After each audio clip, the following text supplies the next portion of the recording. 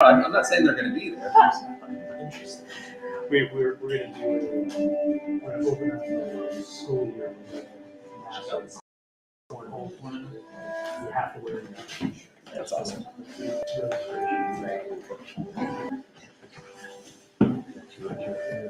Is this you? That's me. Yeah. Okay. I'm actually sitting there. All right. And am I good here? Yeah, you're fine. Okay. There.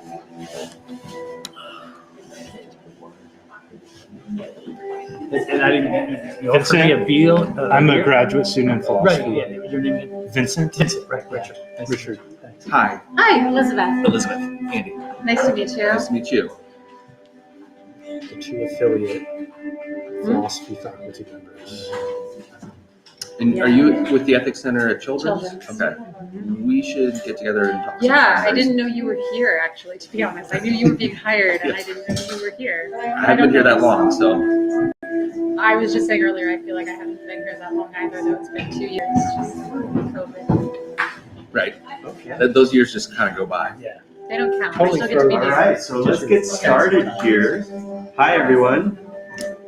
I see some familiar faces and some fresh faces that haven't been to an alloy before.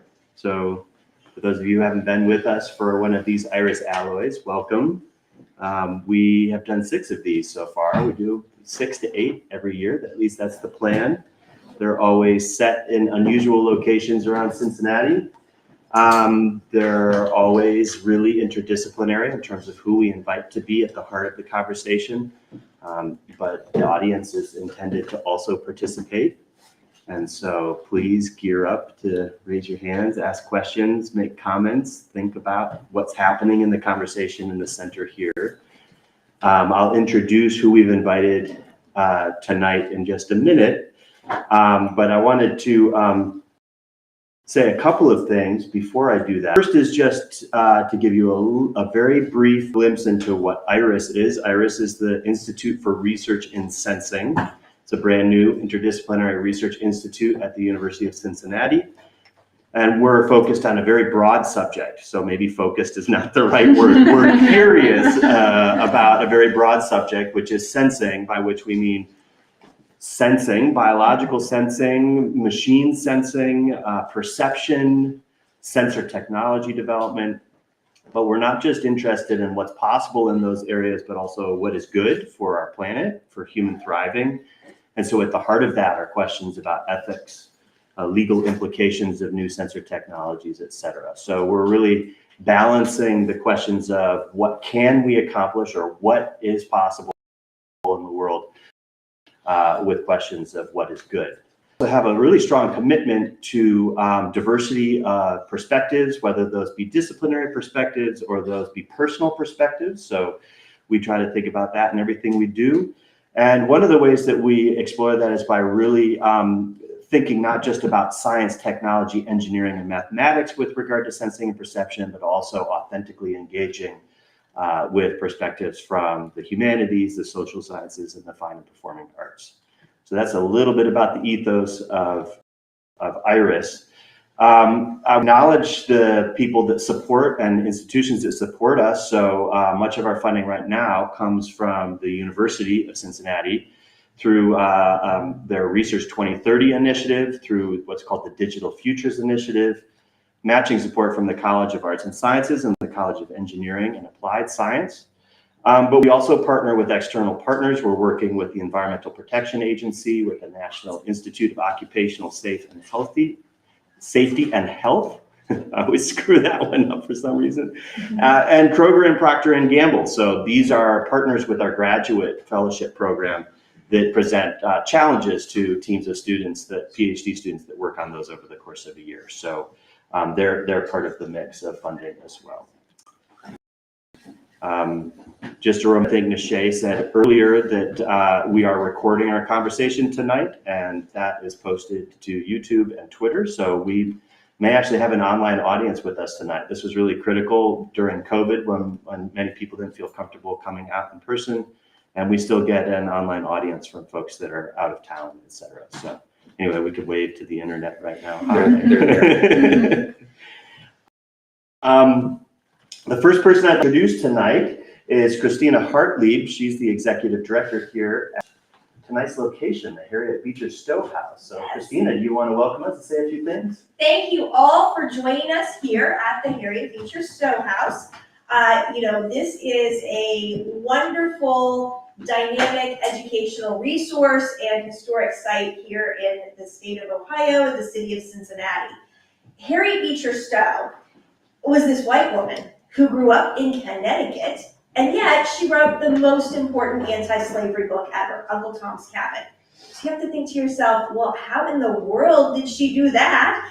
And it's because of the 18 years that she lived here in Cincinnati, the people that she met, the places that she visited, the people she interacted with, and the things that she learned that enabled her to then write this monumental book. So Harriet used her power of voice to help change public opinion and get white Northerners kind of like more on the track of, we need to get rid of slavery. So this is kind of the historical beginnings of this house. It was actually the Beecher family home. So it was Harriet's dad's house. He was the president of the Lane Theological Seminary, which was 2 blocks that way in front of what is now the Cadillac dealership. But in terms of the Lane Seminary as an educational institution hosted the first abolitionist debates in the United States. And those were all student-led debates. So Harriet is learning about abolition as one of the things that comes out of her time here in Cincinnati based on that. So she learns all of this stuff. She's able to write Uncle Tom's Cabin, but the house itself continues to have a history. In the 1930s and 40s, 100 years after the Beechers lived here, this same space was an African-American boarding house and a tavern that was listed in the Green Motorist book. So, Victor Green also used his power of voice in creating the Green Book. He couldn't change discrimination, but he helped people navigate through the situation they were faced with. So one of the things that we do through our tours and programming and different, things that we promote here really is, how are we going to use our power of voice today to help others? That's kind of the recurring theme throughout all of the stages of our history. And speaking of our history, the house itself is 190 years old, so it has undergone a lot of change over time. We are a part of the Ohio History Connections network of sites around the state, and we are undergoing a major restoration project. So the original portion of the house, which is a big L shape, it is the study up here and then the hallway, but just up to the arch, and all the rooms on this side are the original portion of the house when the Beechers lived here. And on the outside, you can tell that through the fact that it's painted yellow. The new edition, which is painted white, and by new I mean 1908, but our new edition is something that a later family, the Montfort family, added on to the house. But that's really where we do a lot of the interpretation about that Green Book period of the home's history. So right now we are undergoing this massive restoration. The house is being restored to look like it did in the 1830s. As you can imagine, it's had a lot of Victorianizations and other changes over time.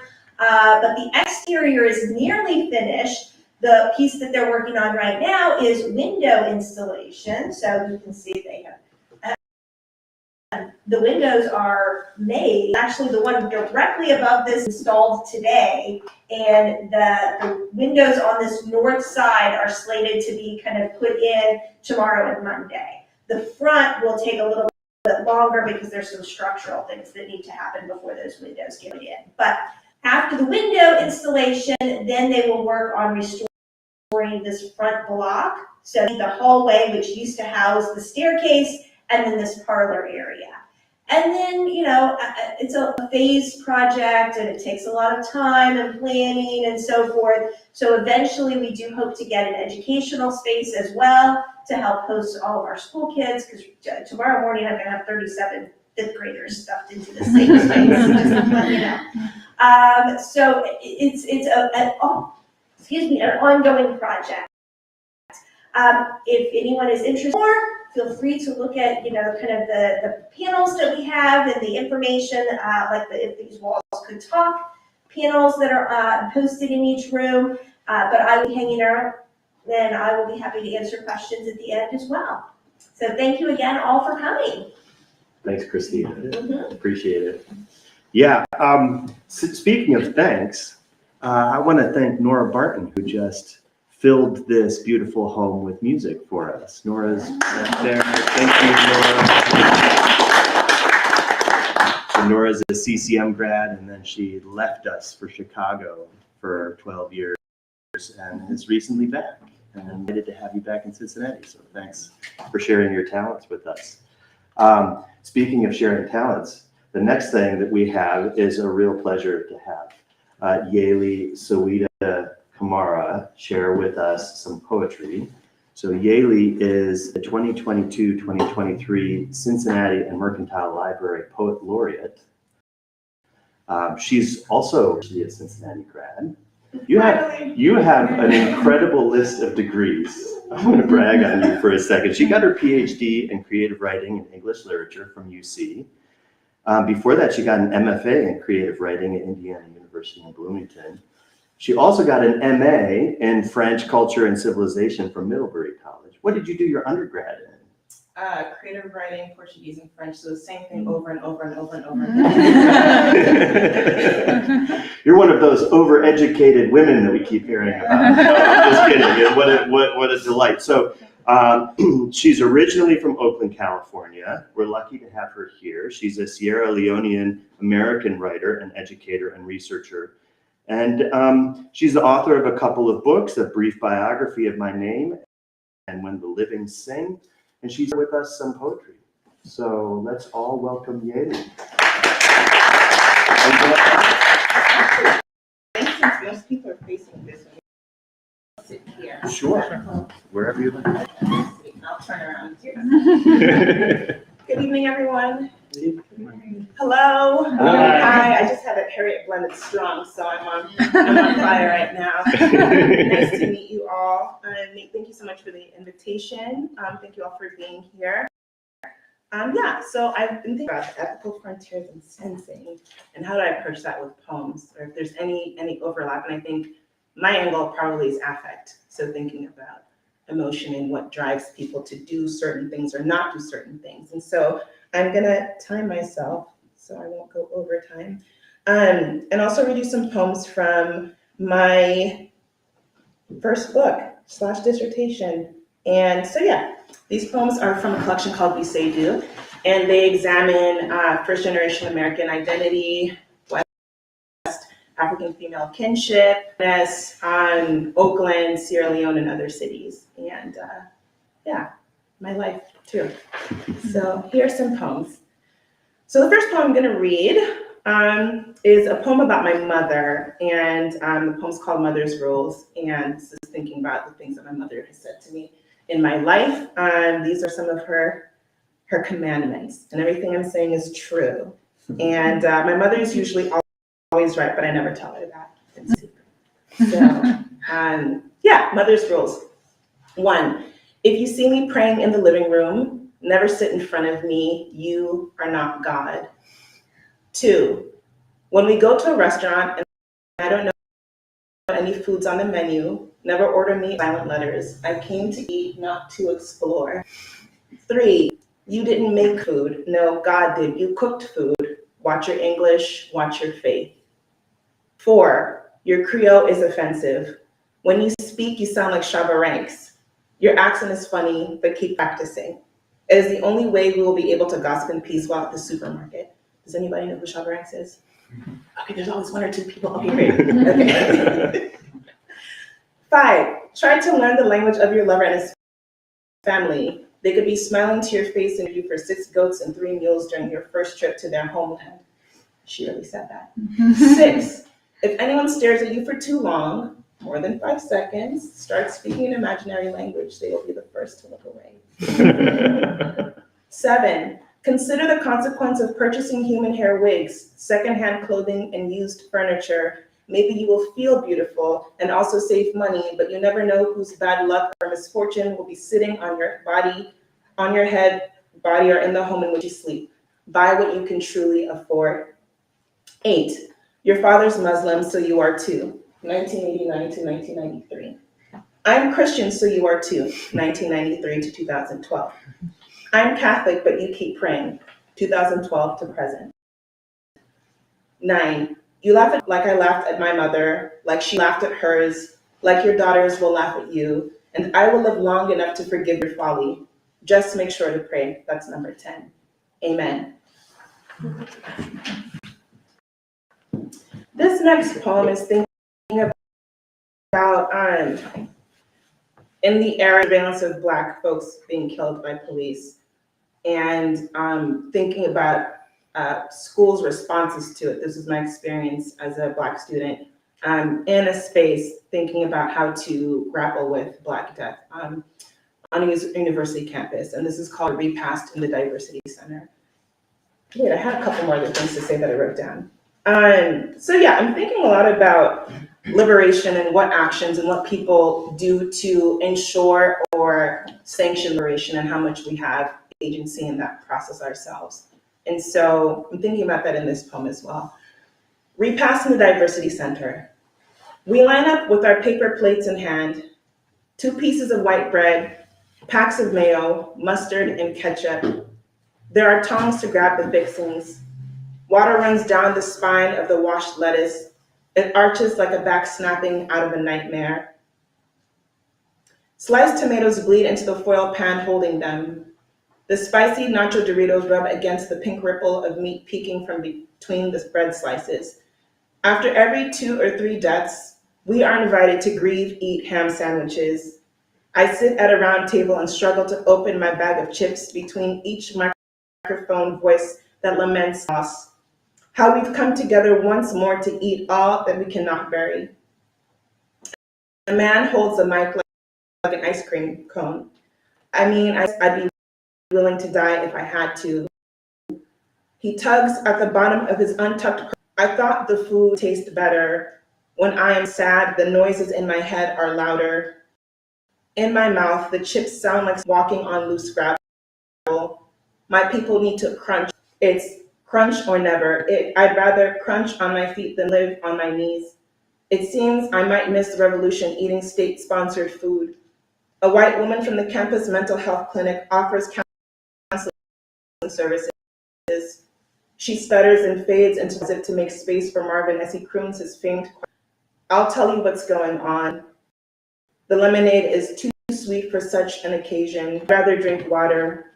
Cheesy stardust bruises the tips of my fingers. It smears onto any surface I touch. I am marked. Lord, people are dying and the only evidence of my mourning are these party hands. What a bright color against these deep black blues. I have to be honest. I only came because I was hungry.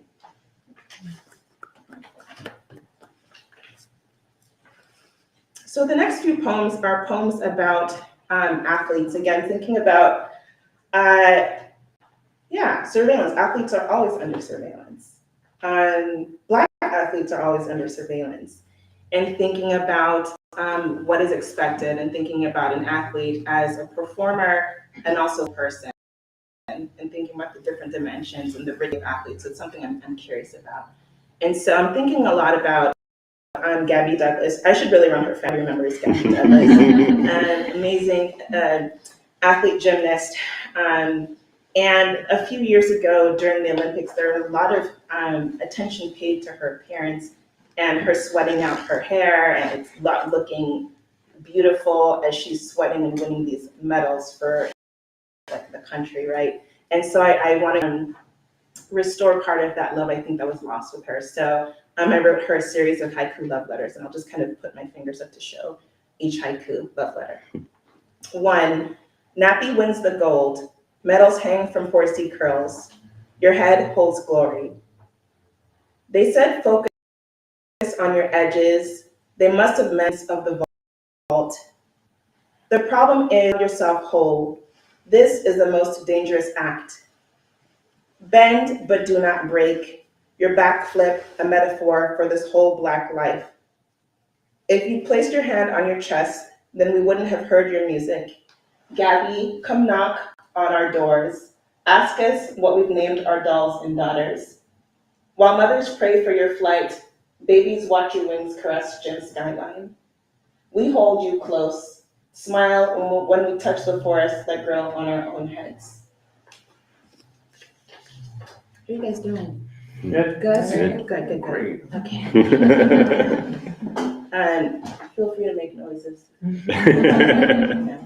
So this other poem is about Marshawn Lynch. Does anybody know who Marshawn Lynch is? Raise your hand if you know. Okay. So I kind of think he's the patron saint of Oakland.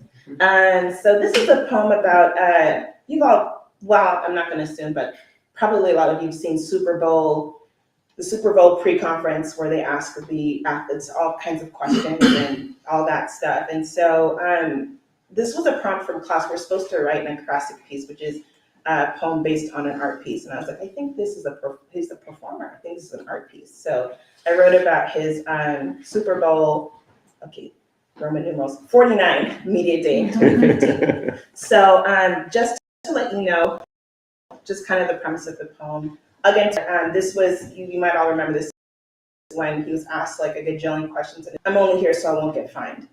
I think that's an art piece, and I think it's a way of claiming space, subverting the space also. And he was being told to perform in a way that he resisted. And I found that to be daring and ballsy to do, especially being recorded. As a consequence to that sort of boldness, I think. But there's a greater reward, I think, for others that can witness that. So the poem's called Marshawn. I hope he hears this. I hope you hear this, Marshawn. We'll tag him. Yes.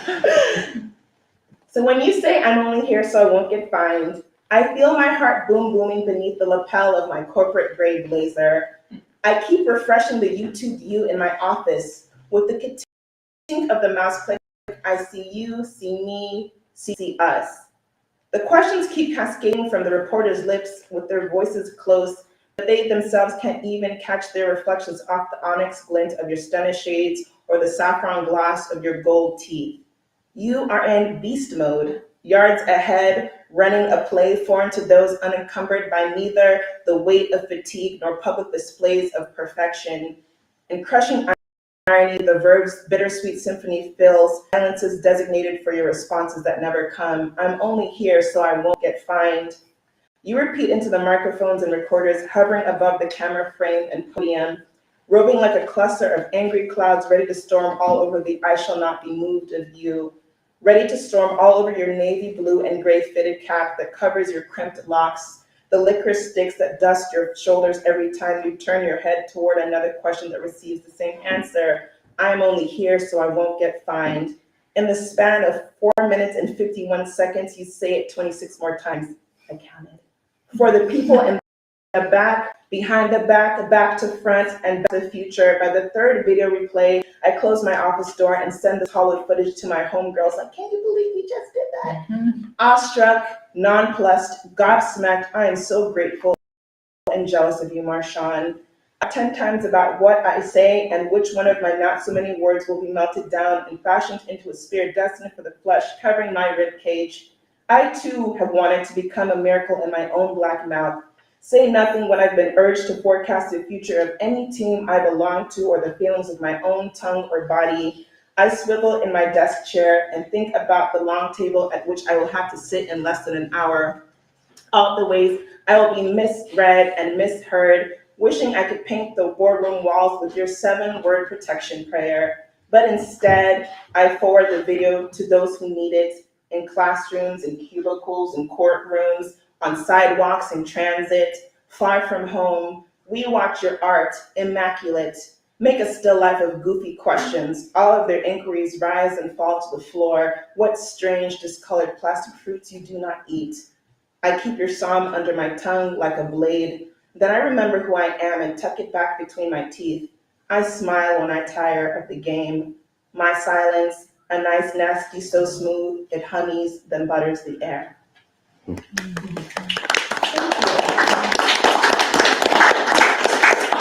hear that, done. So, so I'll read a couple more. Everybody doing okay? Oh, yeah. Okay, great. Okay. All right. So I'll read. And this is going to happen at the 12th. I'm going to get excited and want to read some more. That's fine. That's why we invite you. So I'll read I'll read two more poems. So this poem is, actually, I'll read this poem. This poem is about language, and my first language is Creole, which is the lingua franca of Sierra Leone, and it's a dialect that is a combination of different things, so English, Yoruba, French, Portuguese, so about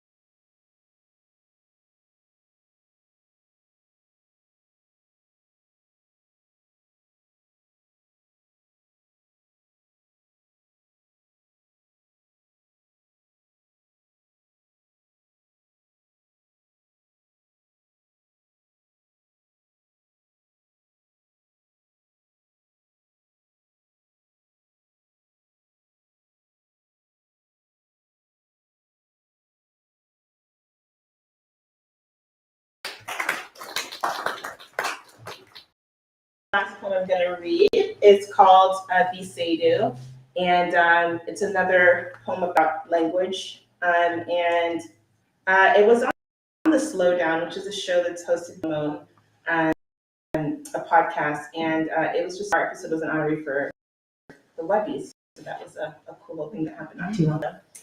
This poem again is a poem about my mom. She's my muse. So yeah, something happened a few years ago that I was able to write about recently. Be safe. My mother's Toyota. We heard call of two teenage boys in the parking lot.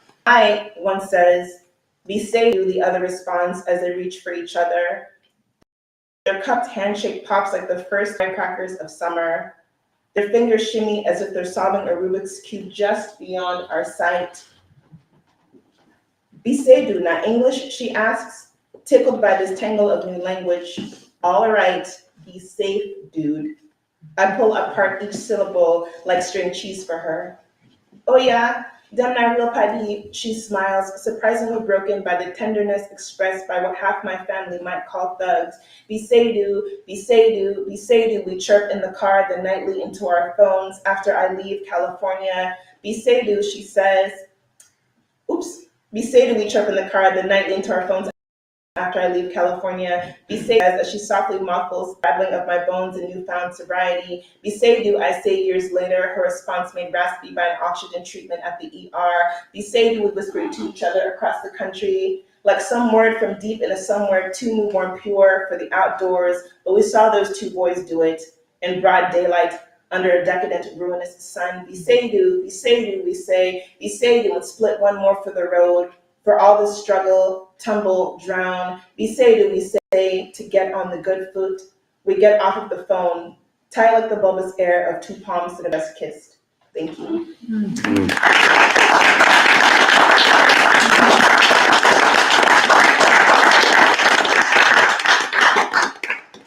All right? That's it. No, I'm just kidding.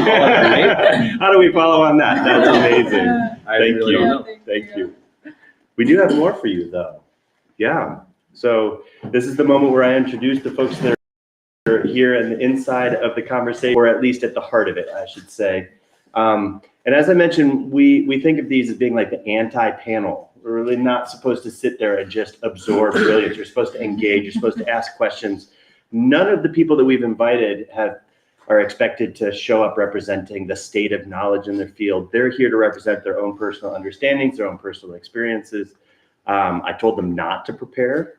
I don't know how well they followed my instructions, but let me go around the table here really quickly. So folks have kind of met me. I'm Nate Morehouse. I'm going to be the moderator, so I'm going to kind of sit back in the conversation a little bit here. But I get excited. I'm like you. Yeah. So anyway, let's start over here. This is Andy Cullison here. Recently moved to Cincinnati to become the founding executive director of the new University of Cincinnati Ethics Center, a new effort on campus. We hadn't actually even met yet, so that's great. And we met, and a relation of Harriet Beecher Stowe. Such a cool coincidence of the universe here. Yeah.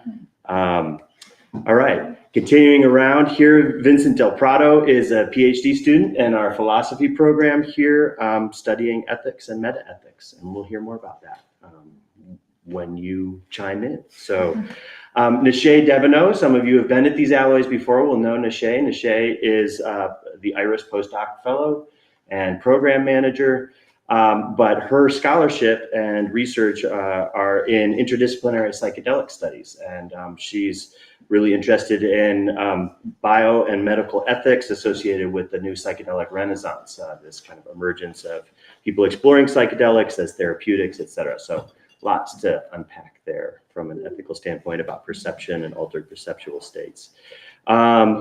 Elizabeth Lanphier, asked it the wrong way because it's actually not French, it's Welsh, okay? And I asked you how to pronounce it, and then I defaulted to, I lived in France for years, so I had to anyway. Faculty in the Cincinnati Children's Ethics Center, so she's on medical campus. She's also appointed in the Division of General and Community Pediatrics at Cincinnati Children's Hospital, and also an ethicist, and also a recent transplant to Cincinnati. Arrived the first summer of the pandemic, and has had a front seat to Cincinnati kind of waking up from the pandemic. Yeah, thanks for coming out. And to my left here is Richard Harknett, last but not least. So he's a professor of political science and director of the new School of Public and International Affairs. And he also runs the Ohio Cyber Range and has interests in international security studies and cyber strategy. So thinking about the ethics of the cyber world and geopolitical questions as well there. So yeah, we're going to touch on ethics in all sorts of spheres tonight, and be curious about that. So I told these folks here that I would ask them one question to get the conversation going, and then the conversation will go wherever we want it to. And that question is this: what is an ethical challenge you see humanity newly facing in response to changes in what we see? So what we're facing based on change, on what we can sense or is anybody eager? This was the only homework I gave them. Richard, you raised your hand.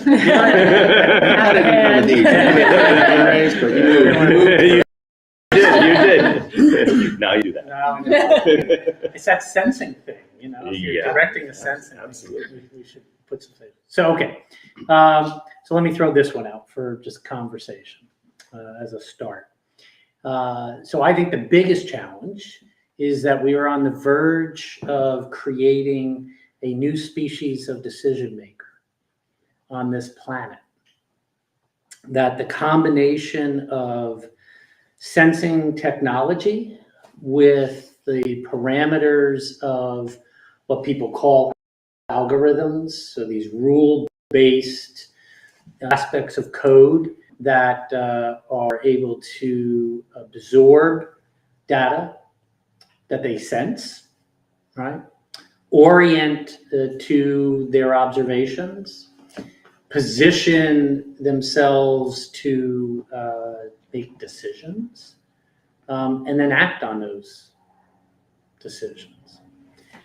Human beings have been sort of the best species or most efficient species, dominant species on this planet, because I would submit its ability to do the OODA loop really well, right? So the OODA loop is this notion, right, that we observe, orient to that observation.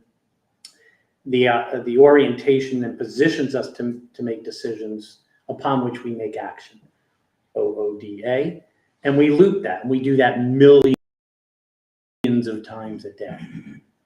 And what I would argue is emerging is no, we talk about AI on the technology side, and we got to leave that. And where's our hostess is not here any longer. She used the word voice. You used the word voice. Voice is agency, right? So I think we need to start talking about algorithmic agents.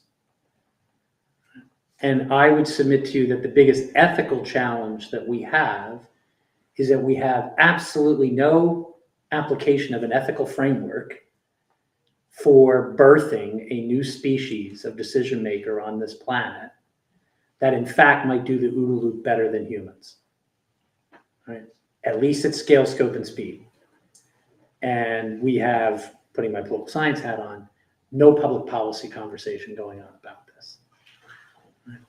So you cannot have an ethical framework application if you're not engaged in a policy conversation, and vice versa, is my bias. Right?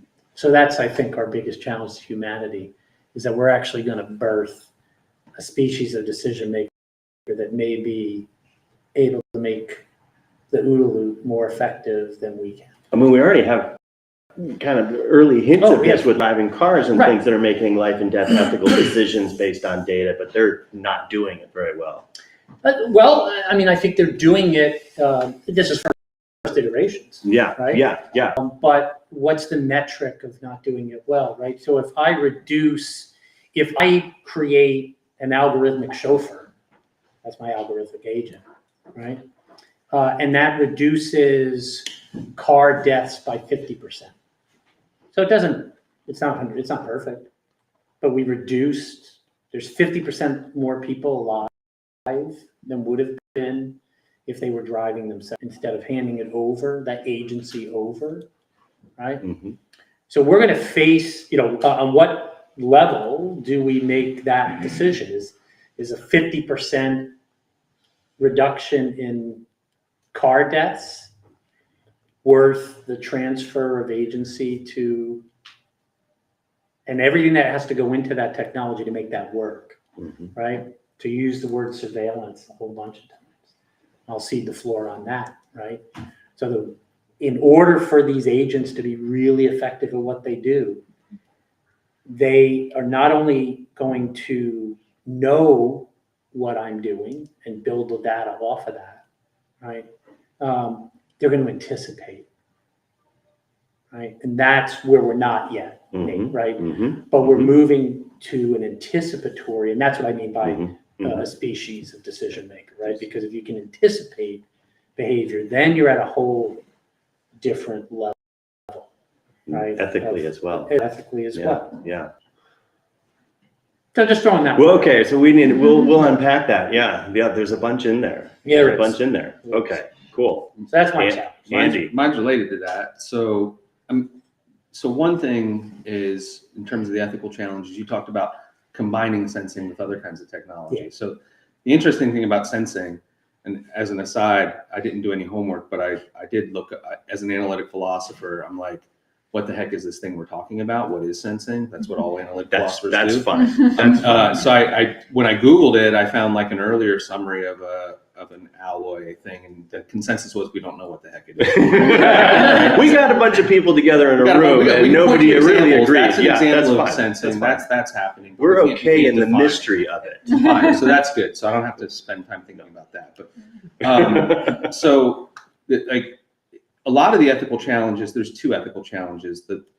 A lot of the ethical challenges, as far as I can tell, with sensing is when it gets combined with some other kind of technology. So just some examples, like, you know, it's real and scarily easy for like an authoritarian regime to utilize sensing technology for oppression and control. And like we're seeing things like that happen in China right now. And that's like super scary the way that can get used. But I think like, so that's a kind of, call that like a macro ethical challenge with sensing. I think the micro ethical challenge with sensing is when you are only working on developing sensing technologies, you have no idea like what your technology could be used for. Like when you're making, you know, when they were researching like nuclear fission, right?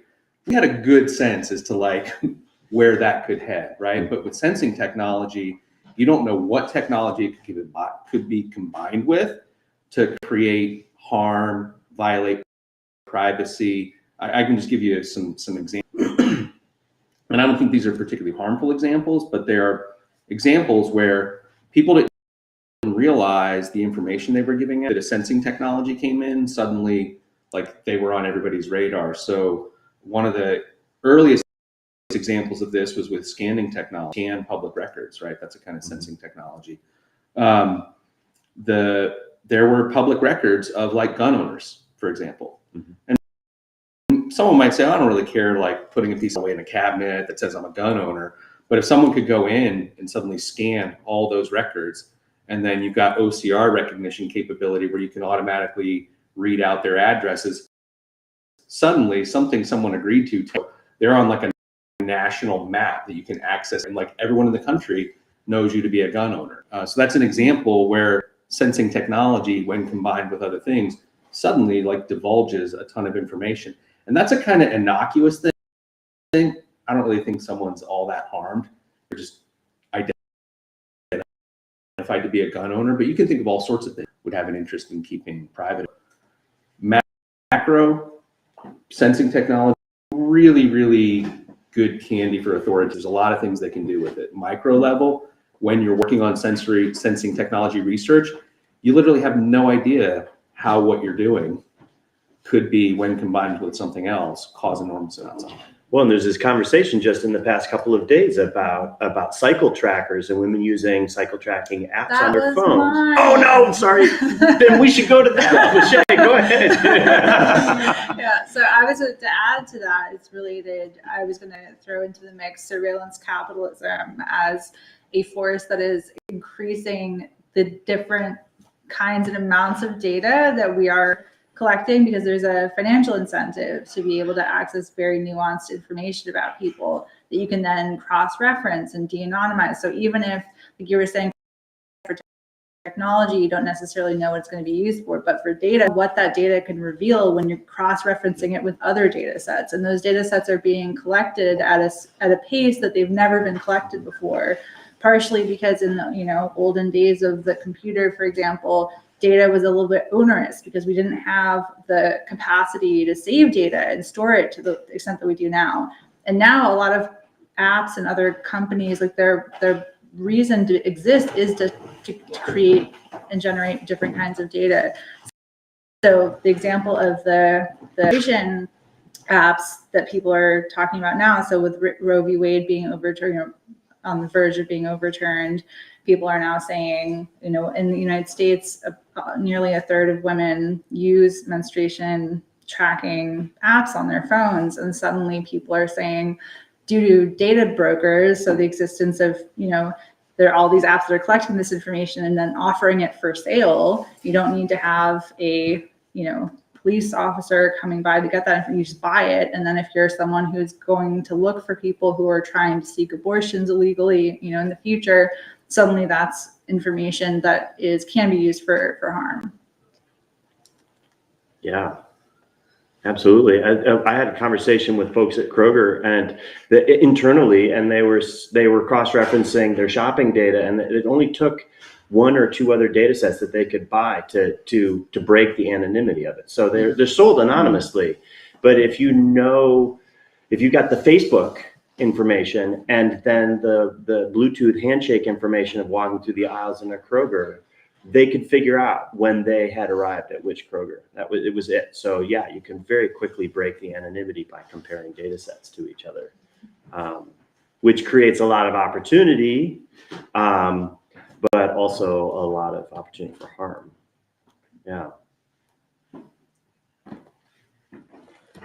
Yeah, Where do you want to take us in a different direction? Or kind of. I mean, Cool. I definitely agree with all of these. I mean, I think surveillance is one of the first things I worry about too. And there's a technological side, but I also think there's another side to it when it comes to ethical challenges, which is what we can learn about sensing in biological systems. And what does that tell us about the ethical status of, persons or other animals?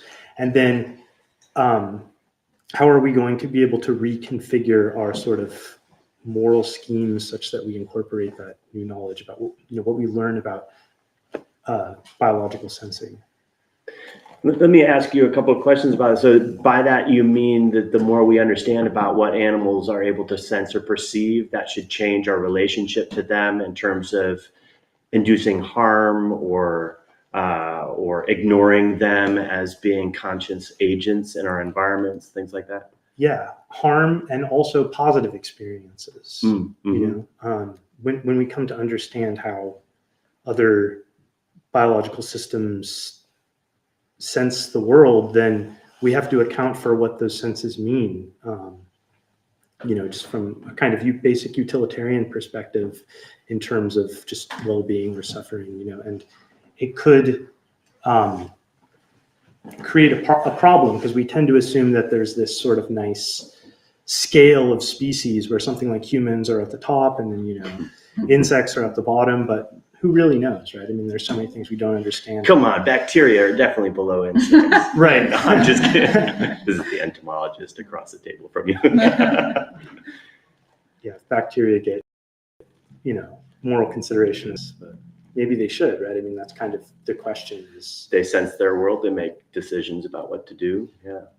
I mean, the jumping spiders that I study do the OODA loop all the time, right? They're quite perceptive. They're really They're really. Or forests and mycelial networks, things like that too. Cool. We need to come back to that. Yeah, absolutely. All right, Elizabeth. Well, I feel like I'm the Luddite in the room, and I'm going to go in an anti-technology direction. Good. But we started. So we're in like a literary home, and we started with poetry, which I was relieved by because I want to come back to narrative, I think, and so maybe this isn't a new problem. It's just a new iteration of a very old problem, right? So I'm a social and political philosopher and a bioethicist, and phenomenology was my way into phenomenology, and storytelling were my ways into these things.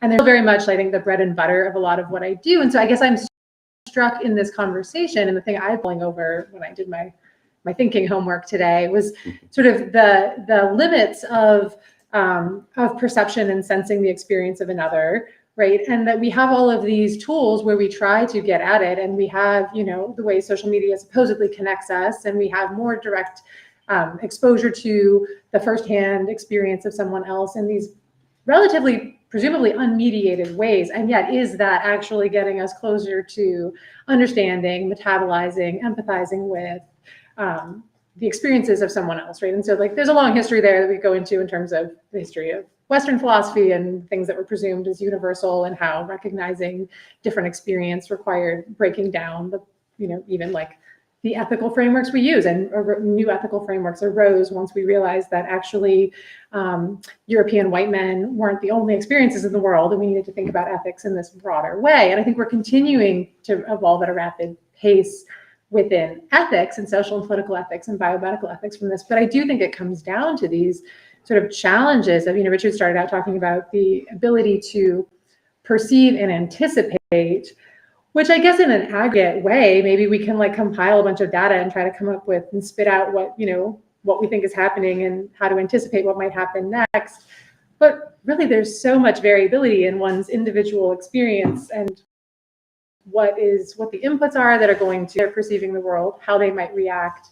And there's a rich story, I think, for each individual and for groups and collectives that are motivating all of that I think we really still, socially, as a society, struggle with. And so to me, I think there's a very old problem embedded in all of these new problems that all of the big data and technology in the world are maybe making us think we can get past, and yet are still these barriers to some sort of interpersonal connection that might be more rich and alive to the experiences of others, and maybe non-humans as well, right? I mean, I don't think it's limited to humans. I think it's really trying to figure out, how do I understand the experience of another when they don't speak the same language as I do, or they don't come from the same background. Maybe they don't speak any language at all, whether it's a human or an animal or a forest network. And yeah, it keeps me up at night, I guess.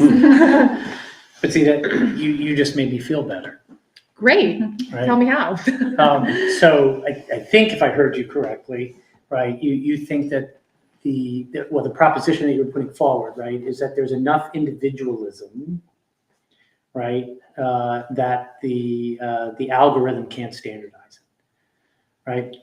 Is that a fair? I think there might be. There may be a barrier, right, in which that individual actually still exists, right? Even though I may be at both a macro and a micro level of sensing, right? That is incredibly invasive, right?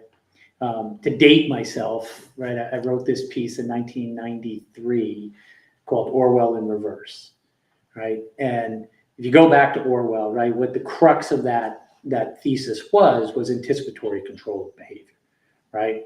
So that I know what you were thinking of doing before you would think it. And so therefore, through that, anticipate an authoritarian or totalitarian, that was the difference, right, that he was positing, could in fact do that.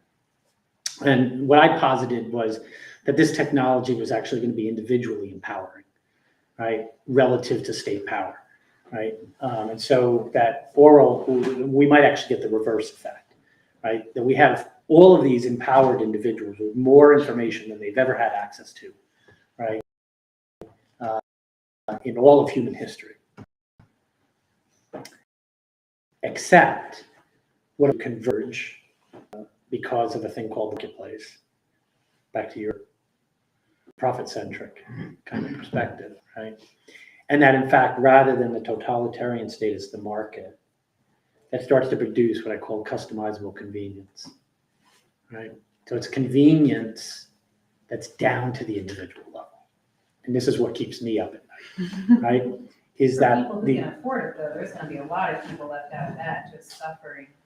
Yeah, but if the macro structures, the political structures, the social and economic structures, right, build that space that those folks don't have any voice or agency in, where do they go?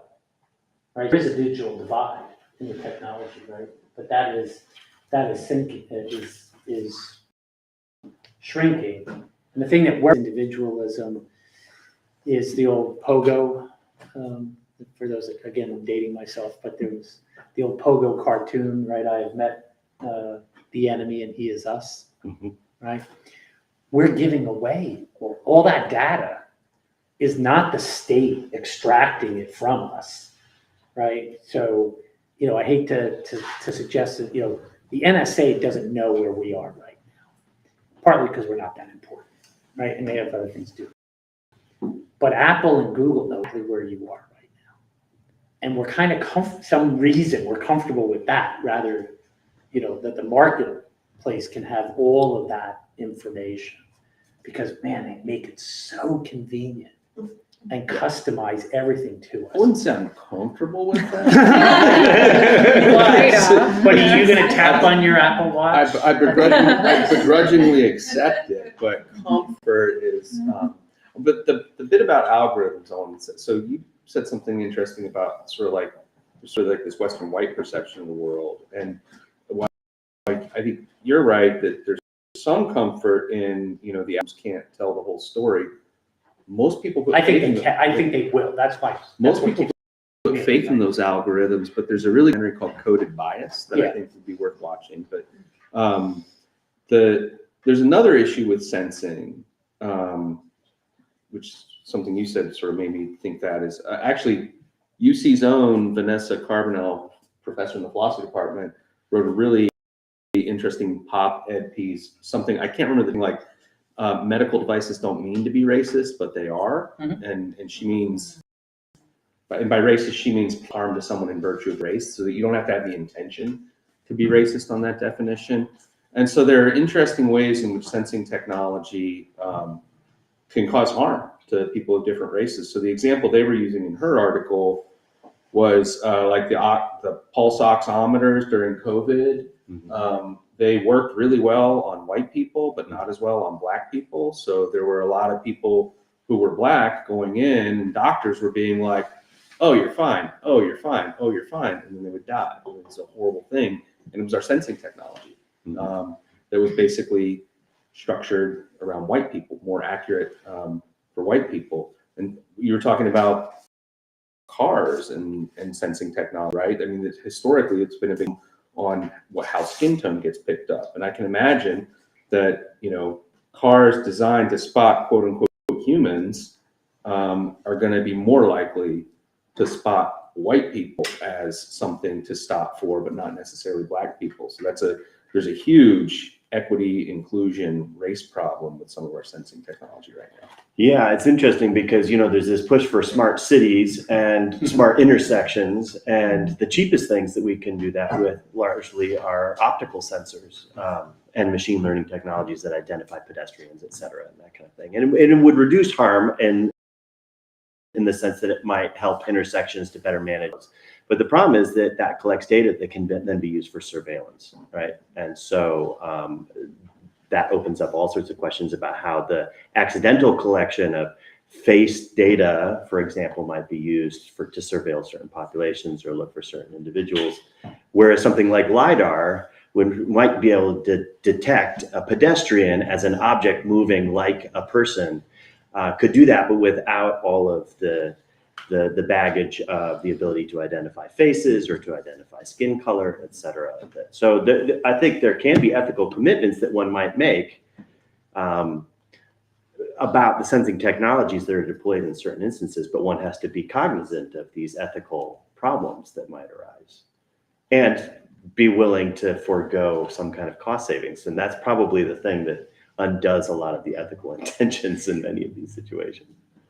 The bias is enormous, right? And it's just replicating what bias comes in society, right?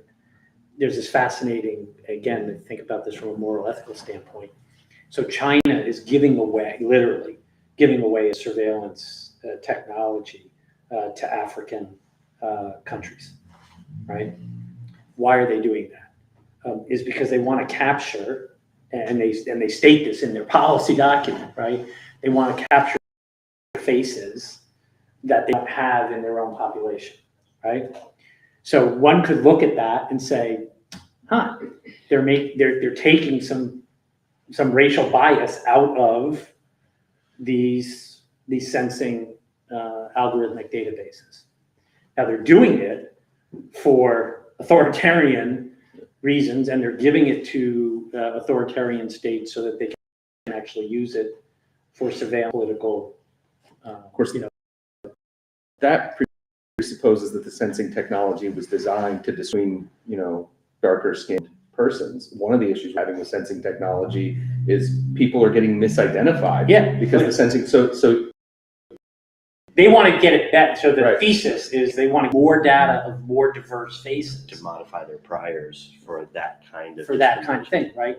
But the outcome of doing that is that they're enhancing the ability of authoritarian states to surveil their people, right? So it's just a fascinating element on that, how to manage that bias. I think you had a hand way back there. I wanted to ask what we are doing. Call an AI system a decision maker, or for example, a self-driving car an agent, because I think that when we use that kind of language, there might be implications that we don't intend, and also there might be reasons for not saying that. of using different languages. So for example, if a self-driving car moves in a way that is dependent, and there's a causal story that can explain why it does certain things, but I'm not sure that there is a story that can explain how when we say that the human makes a decision or takes an action, for example, we hold the human responsible for ways that I think we can't do for the self-driving car. And for a human, for example, there will be a distinction between a movement and an action. That, for example, if I run a red light because I'm trying to get someone to the hospital, I'm responsible for the decision. But if I run a red light because I'm having a seizure, I'm not responsible for running the red light in the same way. And so I'm wondering whether it's not more like in what the self-driving car is doing might be closer to an involuntary movement because it doesn't have will than it is to a human decision. And then the reason why I think it's important is that when we say AI systems making a decision, that also might prevent blame and responsibility from going to the right places. So for example, if a bank uses an AI system to make the decision of who to give a loan to or not give a loan to, it sounds as if in some way we might think that either the person working the case or the institution as a whole is off the hook in some way, or that the responsibility gets shared maybe between the bank and the AI system. But I think it's at least an open question of whether it's correct, whether the AI system actually takes on any of the responsibility, or whether it's the bank choosing to turn the output of the AI system into a decision. So what does some output of a computer program, algorithm, or a convolutional neural network, at what point does the output become a decision? I'm not sure of the right answer. So I'm trying to play through this, right? And so I do think we can label certain things to be AI, right? And it's just algorithmic processing, right? And what I want to explore is this notion that there is an emerging, and I'm emphasizing emerging underlined maybe 3 times, right, of a transference of agency, that we need to think about this category of algorithmic agent. And so I look at the decision-making loop relative to, we're going to be in it. We're the central element to the outcome, right? So it gets to your idea of responsibility. So what's the set of decisions in which I'm in the loop? There's going to be a whole bunch of things that I'm actually going to be out of the loop. And once I remove the loop, that is that the observation-oriented decision and action does not involve me, are we actually transferring agency at that point? That's what I'm interested in sort of exploring. And then there's this curious, even more complex thing of when I'm on the loop. So what does that relationship between the speed, scale, and scope that these technological agents can work at, but I'm going to use them and advise, like what's that relationship? And then it's exactly where you went, right? We need to have this conversation of, do we hold, when I'm handing it off and I'm out of the loop, does that mean that agency has responsibility? And then what does that look like in a court of law, in a political environment, in a social context? So I don't have any, but I that's the conceptual framing that I'm throwing out in this work that we're going to be doing over Futures Building. I can say at the Association for Practical and Professional Ethics that I went to in Cincinnati in February, I saw one talk, which I wish I could remember names, but it was by, I believe, people from West Point, and they were discussing this issue of a responsibility gap when it comes to automated weapon systems. And I get the argument that the speaker was making was that there wasn't actually commanders and various other people at different levels of the chain, whoever implements the technology is going to have some kind of level of responsibility. If like a commander is willing to go out with technology that they don't fully understand, then that is also a kind of responsibility. But, I think it's even if we say that there's no responsibility gap, the nature of responsibility is going to change a lot when we're able to load so much of our sort of strategy and decision making and like the individual details. Well, do we have to? Yeah, I mean, thinking about like the self-driving car example, a self-driving car functioning as intended kills a pedestrian. Is the company that made the self-driving car or the company that made it that is should they be held responsible, or is it the individual that's the car and responsible, or are we going to need to move to a situation where we're not seeking responsibility for that? And I'm not sure that I have an opinion on that. I think it depends on what happens when the car malfunctions, and it's a responsibility of the company because their product was bad. But if the car just messes up because it's Messes up as it's intended to do. like if you own a dog and it mauls someone, the dog mauled someone, but you're responsible. Yeah, and I do think, to Elma's initial question, I think even the example, the loan officer versus the AI just determining the loan was an interesting example to me because of how you said in terms of, well, the AI making the decision or the bank making the decision. I mean, we're already displacing responsibility and like folding it up to this institution that is the bank, right? What is that, right? It's a collection of individuals who are going to have their biases or their policies that are biased. And so then if we just adopt some AI software to do it, then that might be biased. And I do think it's a question of how we locate responses. I don't want to live in a world where we stop caring about responsibility. And I don't think it's practical. Ethically, probably not. Certainly, we're in a very litigious society, so I don't think in a litigious framework, right, that we're going to do away with trying to attribute responsibility. But I do think this question of, right, what do you consider the AI? Does it have free will? I mean, I'm going back to like Strawson. Do I have moral emotions toward the AI? Do I, if a self-driving car makes a calculated risk that kills, trolley problem instead of two, but that one person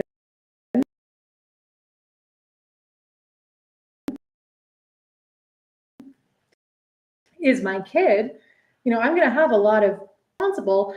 I mean, I think that there's an interesting question there. Is it the person who bought the self-driving car? Is it is it some sort of, going back to the policy, is it that do we hold each other accountable for endorsing a world in which we allow this to happen, right? How do we, I think about our place as being decision makers, our agents able to hopefully weigh in and think through and get behind some of these questions rather than just say, well, the algorithm is what it is. It's going to feed me this. It's going to sell me this. It's going to make me see this in my news feed. And so I wonder about that. Ultimately, the AI at the bank and the self-driving car, banks select into, or bank executives do, we purchase a Tesla with self-driving car mode because it does something that we want done, but does it potentially more effectively. Yeah, I think that what's interesting. So it's a tool, right? It is, but I think the self-driving car example is interesting because if we live in a world where some people have self-driving cars and some people do not, I feel like we almost need a world where we've opted into 100% self-driving cars, remove human error, and just allow for the AI algorithm to be the calculation that how do I drive against be a defensive driver against the self-driving car? I think that's a complicated thing to be pitting sort of that human error and variability against the algorithm. I don't know. I find, as a tangent, we also have to bring in this discussion that with AI, it has to get data and learn from something, which is us.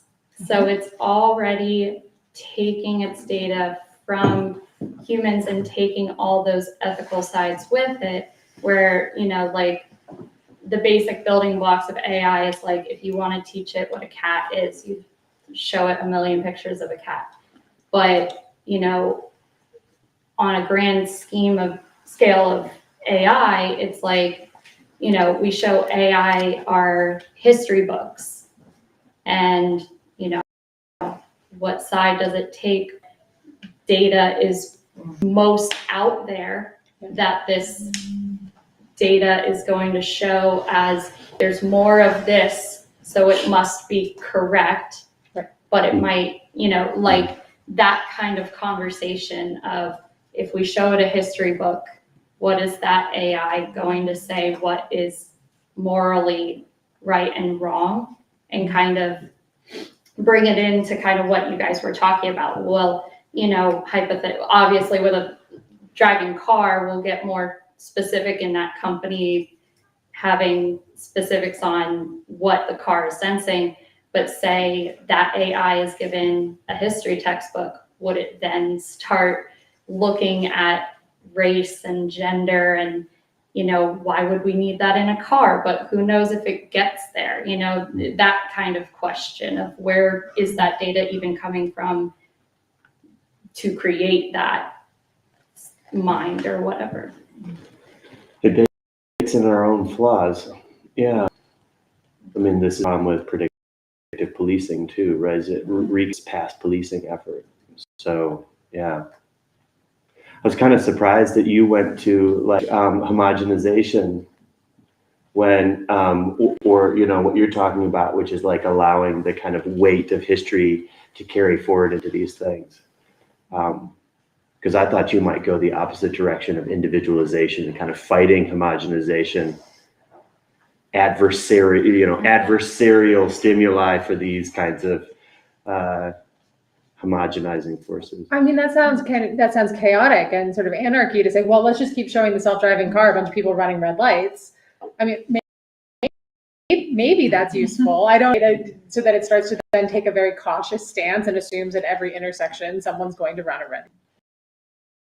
That would be an interesting test, right?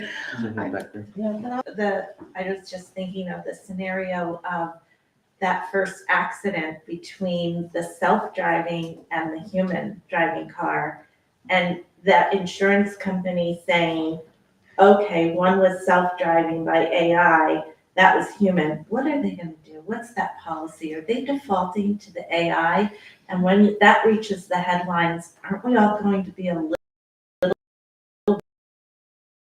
bit shocked that here's the computer won out. We won't pay to fix your car. You pay. Your driving record's far worse than computers. Well, are they going to make that assessment based on AI? And so then we're taken out of consideration. Maybe they don't even look even further. They just say, oh no, our policy is AI versus human driver. AI, you win. Money goes to you to fix your car. So that connects with what you were saying, with what Elmo was saying. There's a general point that's being made about what you might call diffusion of responsibility. And so now I'm going to let this, I'm usually an optimist, but I'm going to have the cynic come out for just a second. I see diffusion with lots of different kinds of technology. I see diffusion of responsibility, and I'm starting to worry that it's a feature, not a bug. I'll give you a simple example where it's clearly a feature.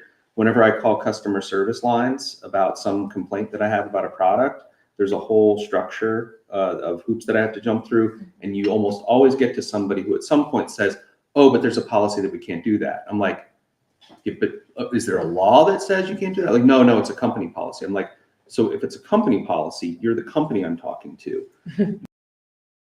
So that's your policy, right? Like, just change the policy, right? And so, because you can do that because you're the company, but you set up this system where no one person is responsible for any one thing, and suddenly the larger system can hide behind the bureaucracy that they themselves have created. Yeah, like the insurance. And so like I see all of this, and so like what I worry about, and this is something anybody working in sensing technology should worry about, is this whole offloading it to the AI of the car, offloading it there, going back to Elmo's point, should we really call it deciding? Because I take it where Elmo was going is like, by calling it deciding, you're basically offloading responsibility, right?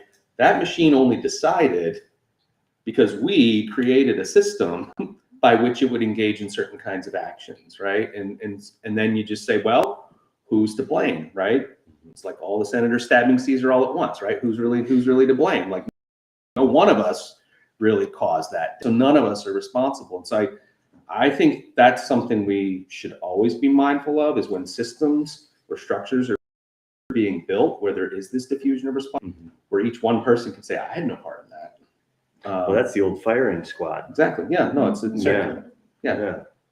No. It can definitely be concerning when we think about what our reaction should be to a situation where there's no clearly responsible agent. And when you have AI involved, it just makes things more difficult and complicated. And at the same time, going back to Richard's framing, you said that, perhaps we could cut vehicle-related deaths in half, right? So say we're able to do that, and yet at the same time, we're going to be seeing instances where autonomous vehicles are, in some sense, choosing to kill pedestrians because, overall the system is working, right? They're making the road safer, and yet we're going to have to deal with these instances that seem unacceptable on some level, right?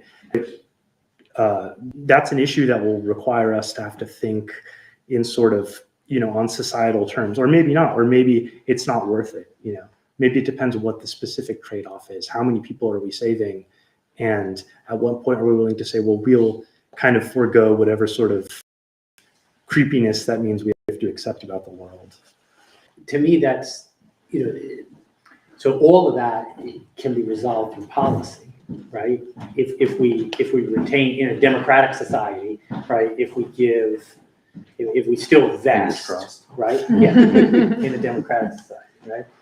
In which that voice, is still articulated through some sort of representative type of thing. But these are the kinds of conversations that have to happen that are not happening right now, right? We're allowing, just by default, the emergence of this type of stuff. But the way it's going to be pitched by the tech community is, I'm going to say, Senator, I have a solution that reduces car deaths by 50%. How could you, what literal argument can you make against that, right? And then when we go into a biomedical, space, right? So the car thing is tangible for us right now, right? But so the University, I think, of Alabama, or one of the Southern universities, right, football teams, this past year, right, had their players swallow a sensor, right, that would detect heat exhaustion conditions before it ever became, you got to that body level space, right? I have so many questions. So, and it comes out the other end, right? At the end of practice, if that's where you were going with that. Well, that was one of them, Yeah. but it wasn't like the first three that I had. So again, right, in the South, they want to play football in the summertime when they're practicing and they're doing, heat stroke has been a major issue, right? And coaches are trained. I coach women's high school soccer. We're trained about detecting these things. I can tell you in the middle of practices, can I actually know that you're on the verge of heat stroke? I can't sense that among 20, 30, 40 players. But now, right, they're getting Apple Watch. they're getting, they have this data, right? So just take that one step further. So that technology exists right now and is being deployed, right? So what if I just perfect that a little bit and say, okay, well, the conditionalities of the body, I fail all the time trying to stay fit because I can't do my carbs, protein, and what's the other thing? Fat. I'm supposed to put that in my little app, right? Well, what if I have this sensor, right, that actually detects where my body is in terms of food intake that day and actually sends impulses, neuron-based impulses that tell me you're low on carbs, or hey, Rich, you're way over on carbs, right? So I don't desire carbs, so I eat carbs. And so the increase, societal health, it's going to be enormous. So does that actually change? ethical standpoint, if I can Elizabeth's optimize, and I'm not saying this is how it's going to be pitched. Right. If I can optimize down to the individual level, right? Your idealized food intake, body mass index, etc., that's going to lead to just an enormous gain in human health. So humans don't have to sense it all. We don't have We don't to have to sense sense it it all. No responsibility. So Senator, why would you deprive society of a disease-free society? I can offer you a disease-free society, right? Just, Yeah, I mean, think this is where. I think we've gone back to like obfuscating the other ethical issues and the ones that are behind that. So if we want to just datify everything, but we've decided, you've already decided which data points matter, right, in this. So you're concerned about heat stroke for our University of Alabama players, as one should be, but I'm concerned about TBIs because I think, when we're talking about football, like, so we really care about the players. We're really concerned about their heat stroke. Forget that they're having concussions and having like neurological damage. We can't sense that though, right? Well, so whatever. Like, Just add some what if accelerometers to what the if I pill could? that they But I swallow. can't. but I think It'll be a choice of whether I want to actually prevent them, but I could. maybe, but then why is that? So then but I think there's this misfire of what are we investing in, and we say, well, this is really good, and then we're missing these other ethical issues that are maybe more salient. I mean, I think the health data can. We're not. Are we really addressing like social determinants of this, in food deserts to the appropriate balance of carbs and protein and whatever nutrients you need? Or are we just kind of saying, well, we can datafy your life in a way that will optimize it, and yet we're not actually addressing the justice and equity issues there. We're not looking at the things that really matter. And I think that these are where, I think you said something early on that was really stood out to me, which was about sort of this emerging AI or this emerging agent having to develop its own ethical framework. But we're plugging in what kind of ethical framework matters. And there's a bunch of ethicists here who I think probably all have different ideas about the ideal ethical framework, right? So I don't think there's consensus in like the human world that is programming this stuff. So we could take a very utilitarian approach to optimizing this and present this to the Senate. And then, but we're missing a whole bunch of other kinds of ethical theories that probably ought to be feeding into our policy making and our technology development and our small democratic systems and how we just live in community with each other. Okay, I have a question about this. So is this like an experimental thing? This is brand new that they're giving these things to these athletes? And, why pick football players in Alabama who are going to skew mostly African American as opposed to lacrosse players in New England who are going to skew white? It's not as hot. That's what the tech company will tell you. No, it was an experiment. Yeah, it was an experiment. You're experimenting on a certain group of people that Sure, and the have university typically been experimented on in medical ways. Right.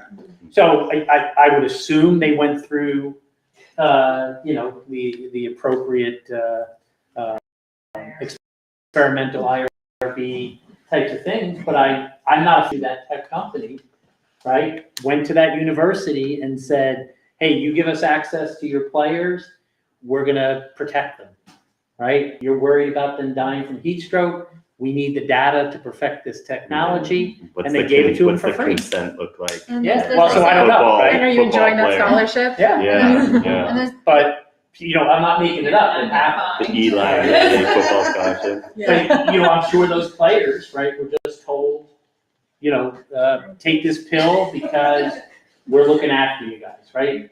And the pressure on them, right? When you say from a social ethical standpoint, hey, scholarship, I got to make the team. I don't know, right? But how many of them thought even to say, hey, I don't want this thing floating around in my body during practice? I don't know. But if these are the types of things, this technology is rolling out, and we're not having, back to my policy environment, is not anticipating. It is reacting or not even reacting. It's the private sector that's driving the dynamics. Yeah.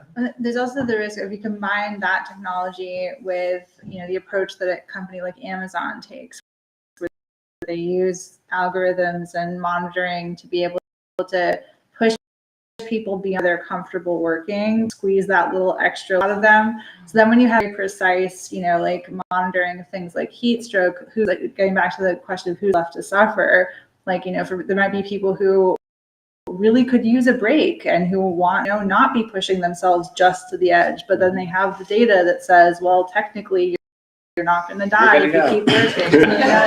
Get back on that. Yeah. It can be used for pretty nefarious and authoritarian purposes. So. The phrase that keeps coming to mind in all of this is the map is not the territory. We have this concept of, we so quickly defer to these things that we think are smart algorithms, or that we think that the data is going to somehow capture something essential or valuable or actionable about reality. And in the process, we flatten it, right? And we forget. One of my favorite punctures of this was somebody that took like a children's wagon full of iPhones down a street and made the street look like it was a traffic jam and changed the traffic flow. And people didn't, everybody just assumed that the true state of the world was represented in Google Maps for them. And that just punctured that. But I think so often we can get carried away with the data thinking we're capturing something that's real, when in reality we're perpetuating our biases, we're homogenizing things in the ways that individual experience is not homogenous. Even if we try to individualize things, we're still doing so in a way that's creating a structure that we think can be applied more broadly. So Jeff Bezos is actually, I've heard him quoted several times having said, when the anecdotes conflict with the data, trust the anecdotes, which is weird coming from someone like Jeff Bezos, like a very data-driven company. But roughly his point was, to some extent, it's really easy to be bad at science. And it's really easy to be bad at measuring things. And in fact, a lot of, another concern I have is like scientists who are just like in their labs, they're admirably some of the most skeptical people in the world, right? Like they are very, very, very cautious about telling you what their studies say. But once we start moving into a little bit of R&D where there's incentive to produce a product or to be profitable, suddenly we get real fast and loose with the science. And so the thing that concerns me is scaling things up quickly, turning to the senator and saying, do you want a disease-free society? But I'm like, have you really proven this thing to be, the magic pill that you think it'll be? And there's a whole lot of quote unquote science happening that's not by the admirable scientific method scientists. Yeah. And that's part of what concerns me. And Joe, Jane public, they don't discriminate between that, right? They'll see somebody in a lab coat working for some big business and be like, well, the scientists are saying that this is what it is. But like, it's a very different kind of science that's happening. And so that's another thing that I think is back to your original question about ethical issues in sensing. It kind of depends on where that sensing technology is being developed and how the science that's happening behind the development of those things. It's a capitalism thing again with who's funding the science, and then things like commercial IRBs where you can get things through. It's like an IRB, prove that, but it's like a lot of the IRBs right now are not really, you can pay to get. Yeah, exactly. And the one step further to get to your historical context, right, Bill? To me, the biggest ethical challenge that we haven't addressed, because it's just happened in front of us and we watched it, right, is we moved from an industrial, if you will, roughly, an industrial age model in which R&D was done in-house, right? And you talk about responsibility and stuff like that, but you had to reach some standard, and there was a regulatory, again, my political science voice, right? A regulatory model, not perfect, right? But there was a regulatory model that said, you got to meet these standards before you go to market, right? And we have right now R&D in market, right? I mean, when I first used Google Map in Washington, D.C., and if anybody's driven in Washington, D.C., right, it's the epitome of not a non-grid, right? It's just all, and you just like literally found yourself in really odd places, right? And there's this little town. They were testing you out. They were, right? Yeah. But New it wasn't they were good. sending you It was weird just places to figure out how long it took you. Yeah. It just wasn't good enough, Yeah. right? But all of those data, well, I don't know. And I'll come back to that one in a second. But this in-market thing, right, is based on the tech industry being able to sell the political environment what I call the fallacy of fragility, right? That if you put any regulation on any of this technology, innovation is just It's going to wilt, yeah. right? It's a delicate flower. And I've got more safety regulations on my refrigerator than on my computer operating system, right? The last time I checked, people are still buying refrigerators. Right? So, I mean, but we've been sold this fallacy.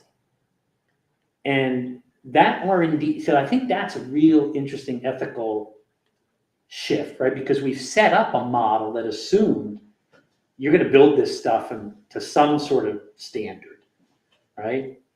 But we've become very comfortable with Microsoft sending us updates every week because the algorithm breaks, right? Good enough, right? So they have to update it. But if I tried to sell you a refrigerator that had to come every week into your apartment and fix, would you buy that refrigerator? Right? Nobody would buy that refrigerator. If it was the only refrigerator on the market. And then, so there's a monopolistic standpoint. But I'll throw one last curveball at this. And this is what keeps me up at night, right? You've used the phrase a couple times or something to the very, assuming this stuff works the way it's supposed to work. And think of all the challenges we've just thrown out. And what my lab over in Digital Future Secure Cyber Lab is focused on is the manipulation of the intentional manipulation of these algorithms. So as they become ubiquitous and actually have implications for economic, social, political, at scale effects, there's folks that want to manipulate that. Sure, yeah. Right? And so that's a whole other layer onto this, that as we become more reliant, so your issue of responsibility, then I start false flagging who's actually behind it, right? So it wasn't a fault of it wasn't a failure of the technology, right? But somebody went in there a rogue intentionally, actor, yeah. Intentionally manipulated the algorithms, learning, right? And fed it into a direction that it wasn't supposed to go, right? So I did a little work with Google DeepMind over at Oxford, and I was amazed that nobody had been spending any time thinking about the trade-off between safety and security, and nobody has resolved that with these algorithms, right? What makes them safe, they will stay and do what we told them to do, is to set them. We can press a reset button if they start to go off, right, in the direction we don't want. But if you've got a reset button in there, then as an adversary, that's a way that I can get in there, and so they're not secure. But if I want to make them secure, so I keep Nate from messing around with it, then they're not safe, because if there's no way to go back in there and reset them, there's no way, and that's my concern about agency. There's no way as they start to learn, right? So you think Skynet is and I hate to go the sci-fi route, right? But it's what helps us to anticipate these things and process them culturally before they arrive. Yeah. So that's when the algorithm becomes what we call in military studies, security studies, we call it the center of gravity, right? So the algorithm itself becomes a place where I'm going to contest power, what biases I can build in, what preferences I want to intentionally, right? I'm not really fond of cocktail parties, sorry. I'm always thinking about how things can go bad. And then take a step. That agency is, right, it can be malign agency, right? And that's a whole other layer to this.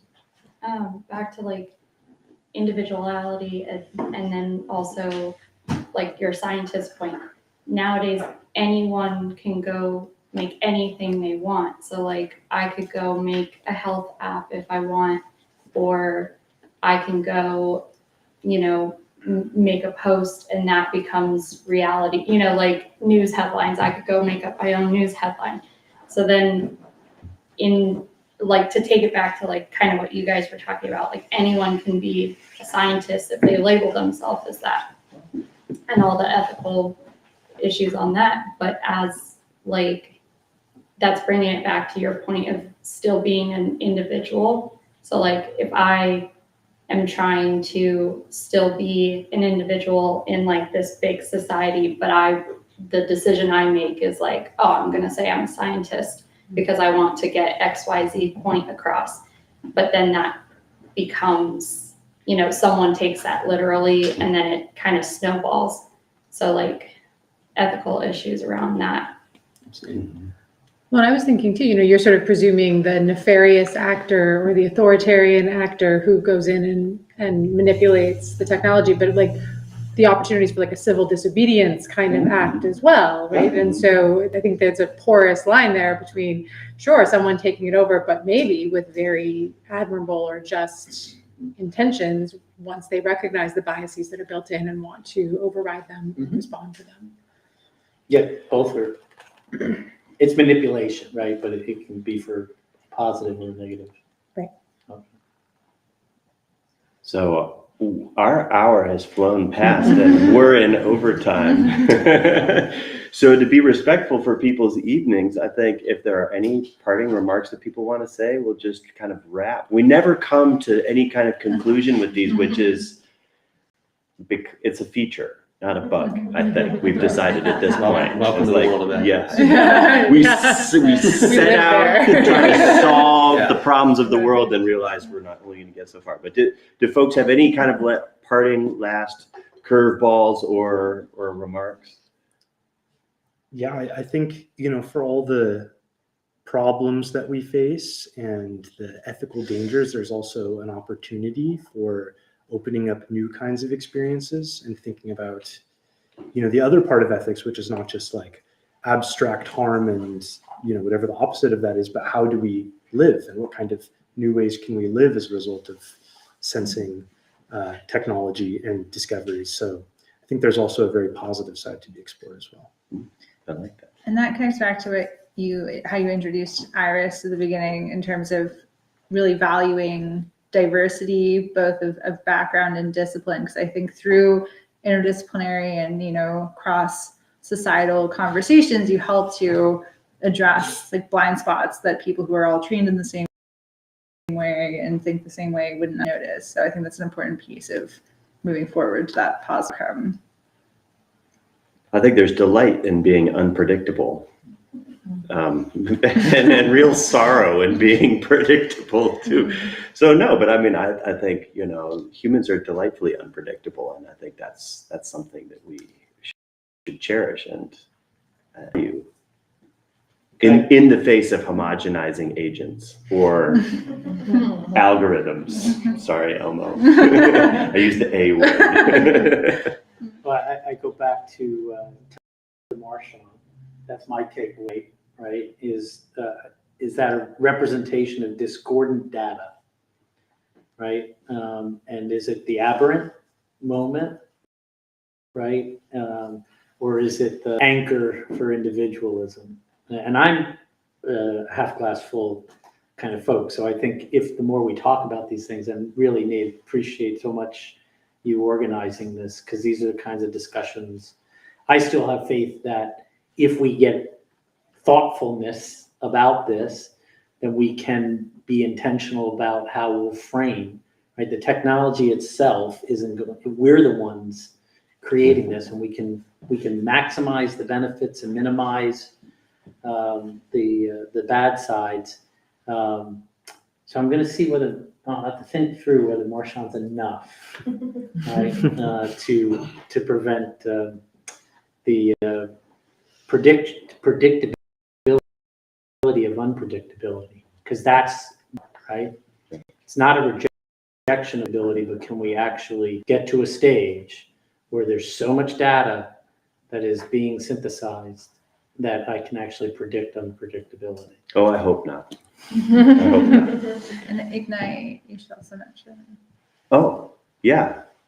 So if you enjoyed this and you want more of this, at the end of this month, we have a expo and festival of sensing called IRiS Ignite. It'll be on UC campus. We're bringing in a couple of fascinating keynote speakers. We've got food trucks. Your peers and people you didn't even know existed are going to be there sharing about sensing. There'll be performances, etc. So put that on your calendar, May 25th and 26th. It's a Wednesday and a Thursday. And the 13th is when we're still accepting abstracts. So Yeah. anyone who wants to present or do a poster or from any discipline that's tangentially related to sensing, encouraged to apply. Turn your luck around on Friday the 13th and submit an abstract. Yeah, so stay tuned, and we'll continue trying to be unpredictable. Good. So that's the plan. Do that. So thanks again. Let's give a round of applause for